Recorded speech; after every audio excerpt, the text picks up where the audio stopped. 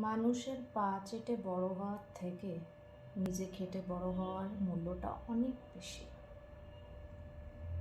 কারো তেল মাখিয়ে কাজ বার করাটা একটা ট্যালেন্ট অবশ্যই, কিন্তু সেই ট্যালেন্ট বেশি দিন কিন্তু চলে না।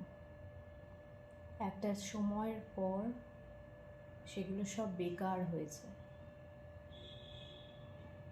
আর সত্যি কথা বলতে আমি কারোকে তেল মাখিয়ে কোনো কাজ করানোতে বিশ্বাসী নই। আমার যদি যোগ্যতা থাকে আমি সেটা আমার যোগ্যতা দিয়ে অর্জন করতে বিশ্বাসী।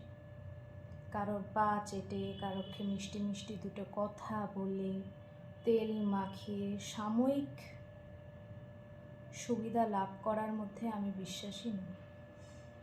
আর যারা তেল মাখাতে খুব ভালো পারে তারাও আমার সঙ্গে একমত হবে যে তেল মাখিয়ে কিন্তু অল্প এগোনো গেলেও বেশি দূর যাওয়া যায় না, সেটার জন্য যোগ্যতা থাকতে লাগে। আর আমার কাছে তেল এত নেই যে আমি লোককে মাখাবো, সত্যি বলছি।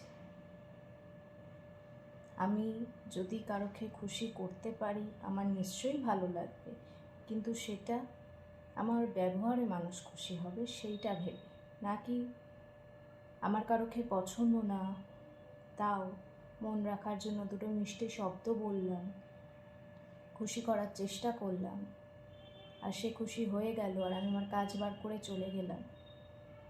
এটা আর আমার ঠিক আসে না।